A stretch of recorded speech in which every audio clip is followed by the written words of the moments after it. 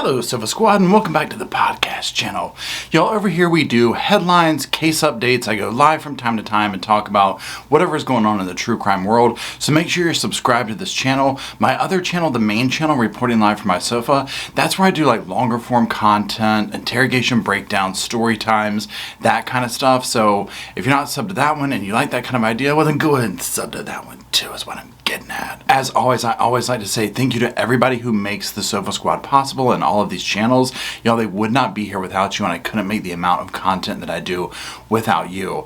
Everybody who likes to comment and engage in the comment section, sharing, liking videos, as well as the channel members and the Patreons, thank you so much. Again, it wouldn't be here without you. Now today, what we're going to do is we're going to be going over actually several headlines.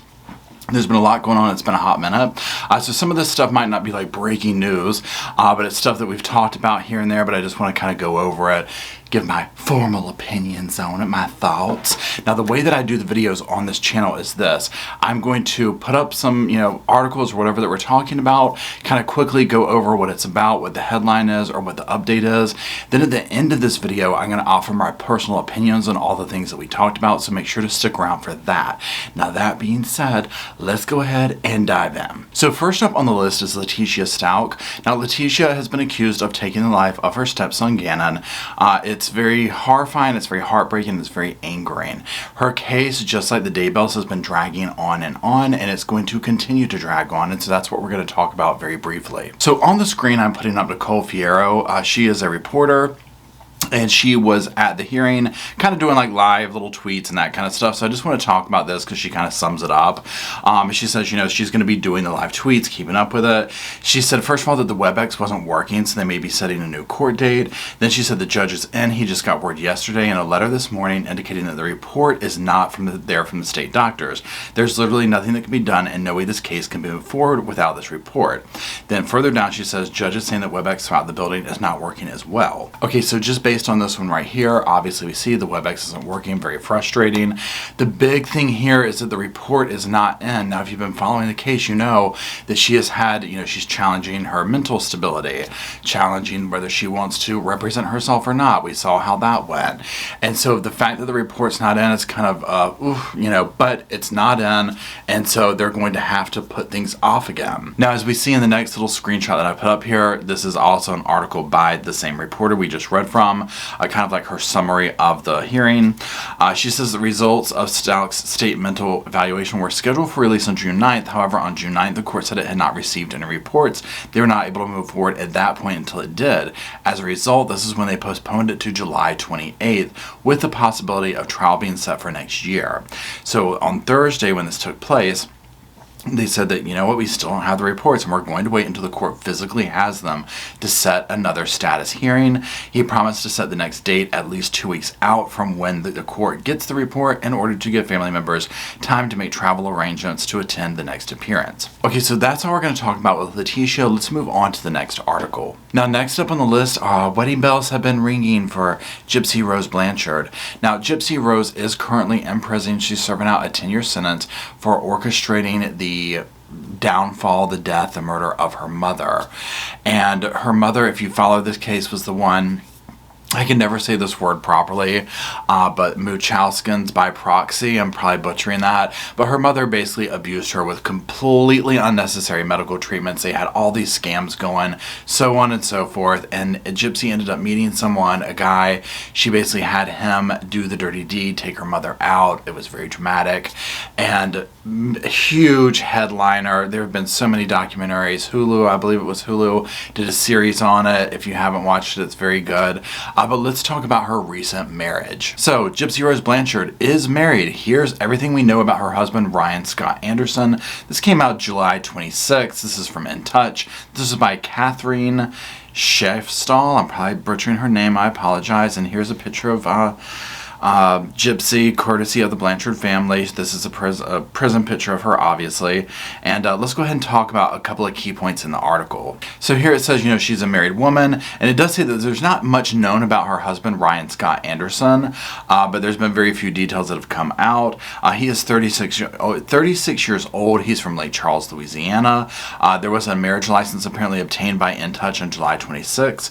Gypsy is 30 years old. Ryan and her tied the knot in Livingston County, Missouri on June 27, 2022.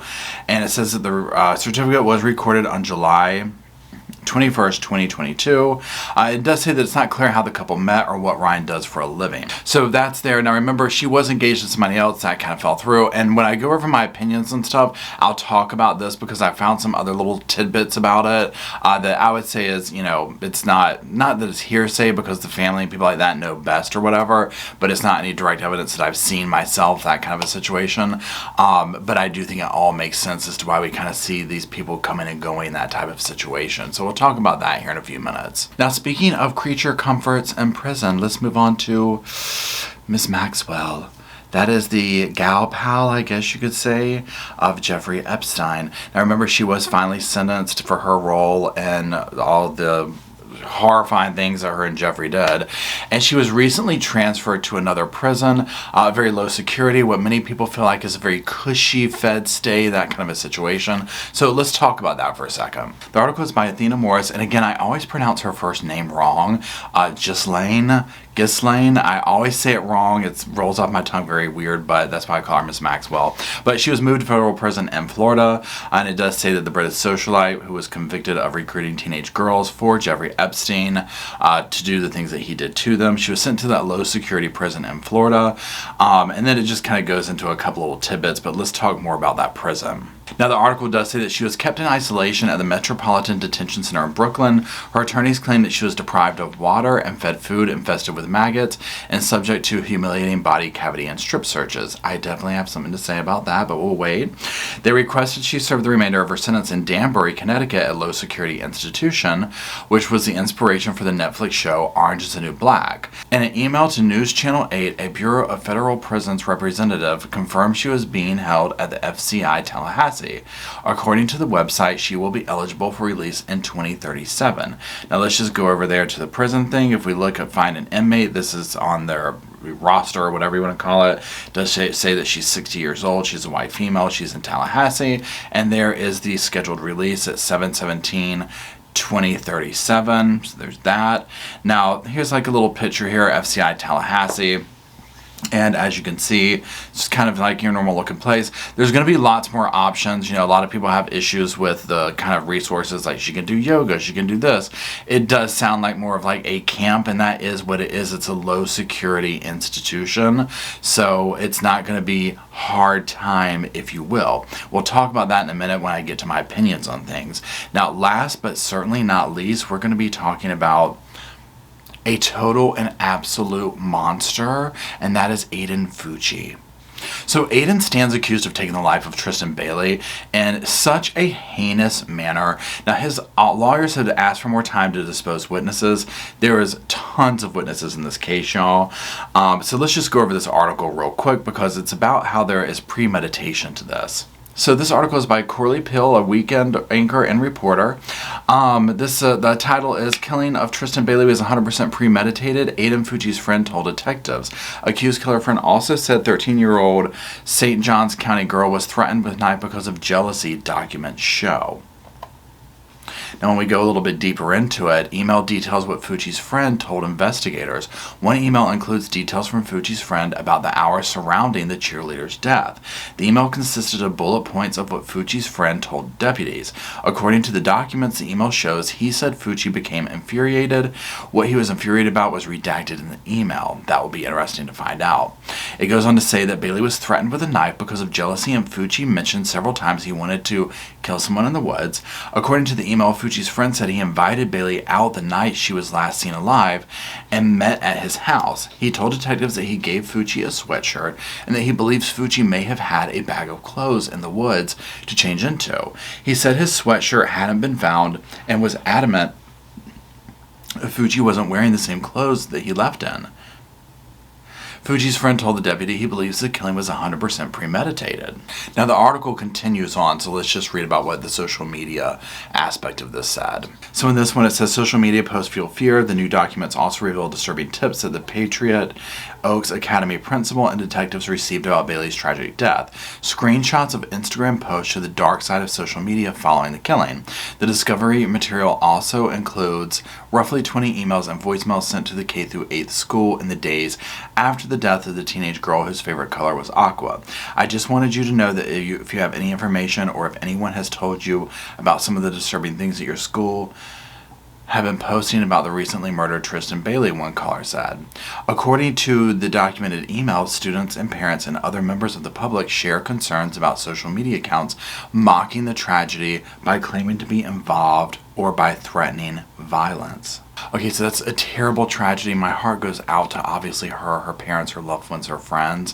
And I'll talk about some of my opinions on Aiden and whatnot when we get to that in just a moment. Now, I said that we had one more. I thought this was the last one, but we've got one. I forgot about this one that, oh my gosh, y'all. So let's go ahead and talk about this one, and I'll just put it up on the screen. Let's get into it. Okay, so California Supreme Court okays death penalty for 80s you-know-what killer and blank slave murders. This is by Richard Polina. This came out August 2nd, 2022. Now, I omitted those words just for fear of, putting those kind of things together on YouTube, saying this is bad or whatever. But you saw the article. I mean, this is horrible, and it might ring a bell as to who this is. We're talking about Charles Ng. So let me just read through the article, and we'll start after that with my opinions on things, and we'll begin with this one since it's the most recent one we're going over. Okay, so the California Supreme Court on Thursday upheld the death sentence for convicted serial killer Charles Ng, who's been on death row for 23 years. He's now 61. He was convicted on 1999 on 11 counts of murder for taking out 6 men, 3 women, 2 baby boys from 1984 to 1985. His accomplice Leonard Lake took his own life in 1985 with a cyanide capsule after he was arrested for possession of a firearm with a silencer, according to court records. Okay, so in this segment, we're going to just talk about my opinions on each of these cases. We're going to start with the most recent one that we did about Charles Ng. Okay, first of all, when I saw this, y'all, I was like, he's still alive? Okay, I was like, what? I thought he's been dead, okay? I was just like, on death row for 23 years. So the other stuff I was looking into, I was like, my God, this guy has dragged this case out for years and years and years and years and years. It's insane. So he has fought tooth and nail. He wants his rights protected. This isn't right. This is, you name it. And y'all, if you've not ever looked into this case, it is haunting. It is horrifying. All of the victims of these 2 men died horrifying ways that you rarely see. You know what it reminds me of? Last House on the Left. That's the kind of stuff these guys are doing, but worse, if that gives you any idea. Okay, absolutely send him to the chair. I mean, I'm sorry, but at this point, this guy is horrible. I can't believe he's still alive, just normally, right? Like, I can't believe nobody took him out in prison. Number 2, that he's dragged this out for this long. We know that these kind of sentences can go on that long, but this guy is a master at it. So, again, heart goes out to all of his victims. There's absolutely no excuse for the way their lives were taken, and it's shocking to see the treatment that he wants, knowing the things that he's done to other human beings. Now, let's go ahead and talk about, speaking of horrifying stuff, Aiden Fucci. Y'all, that is horrifying, okay? So there's tons and tons of witnesses that they have to be depositioning, all this kind of stuff and whatnot. Obviously, we don't know all the facts. Obviously, Aiden was very young. This young lady died in such a horrifying manner. There's no excuse for it. There's absolutely no excuse for it. And I mean, what do you say to that, right? The aspect, too, of people making fun of the death after, it's absolutely disgusting, and it's the dark side of the internet that we all see on a daily basis in the comment sections and all that kind of stuff. It's why the internet can be an amazing place that, spreads information and enlightenment and all this kind of stuff. It can also be a very dark and evil place. And I think the more we find out about on this case and the motivations and what went on and the reasonings, the more senseless it's going to become to us and the more shocking it's going to become to us. Now let's talk about Ms. Maxwell for a minute. Again, did she have any of this kind of concern for the victims? You know, was she concerned about them, how they were eating, how they were doing this, all of this kind of stuff? Probably not, right?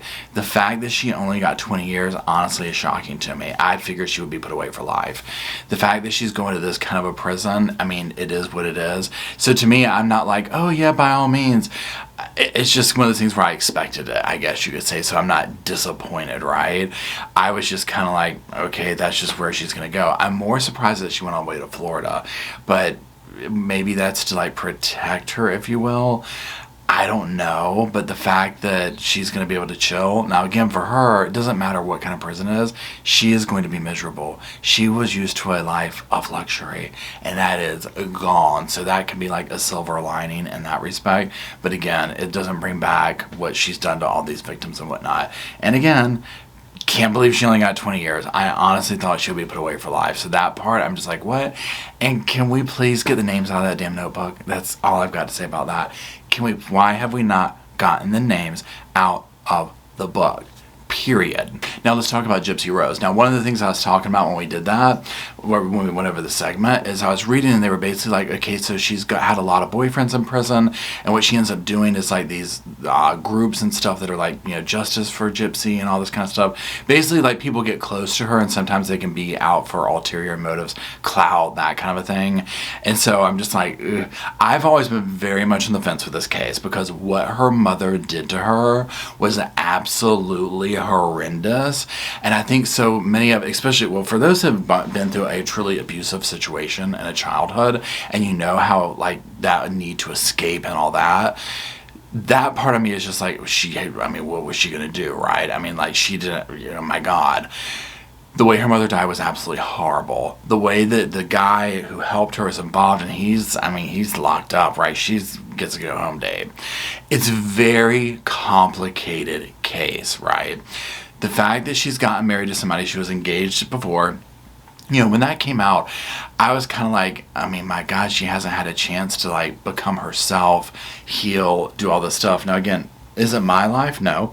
She can do what she wants to. You know what I'm saying? It's her life. She can do what she wants to. And I can sit here all day long and talk about, well, she needs to do this, she needs to do that. Well, I don't know. I'm not her, right? Only she and those around her, close to her, who truly know her, know what's best. I just hope that she's not getting with someone that is out for clout, out for the wrong reasons and that kind of thing. And again, I just can't imagine, number one, surviving what she did with her abusive mother and then exiting the situation in that she did and having to just kind of have that in your mind and work through that trauma. I would also like to know the dynamics and the dichotomy between her and the co-defendant, right? Because obviously he ain't too happy with her. So there's that. I wish her the best. I hope it all works out for her, and only time will tell at this point. Okay, and last and certainly least is Letecia Stauch. Y'all, I'm not going to even lie. I don't know what, well, I do know what it is about her. I was going to say I don't know what it is about her that angers me so much as what she did and how she handled it, right? I think she's a total monster. I cannot believe this case keeps getting drug out. Look at Charles Ng, right? I'm like, oh my God, come on, this is insane. We don't need Letecia doing this. And the poor victims' families, Gannon's father, everyone else involved but Letecia, basically. Dragging this out, having them come back and forth to court, all this stuff, it's insane, right? I think she 100% knew what she was doing. I think she's a vile monster. That's my opinion, and I'm sorry. I just do. I think she 100% knew what she was doing. I think she did it. Again, that's allegedly. And there's that. I hope they come back with these reports very quickly because, again, we've seen what Lori Daybell has been able to do, dragging this stuff out to the point where it's at now, where it's finally making some progress, but, you know, Letecia's put up a roadblock to every single thing along the way. So I'm praying that that does not happen. So that's it. Again, drop hearts, sofas, love, all that in the comments for all of the victims of these absolutely senseless crimes. And that's it. Be sure to subscribe to both the channels if you like the vibe here. Come on and join the Sofa Squad. And until we meet back at this damn computer and with my damn sassy sidekick over there, the damn sofa, well, I'll see y'all soon.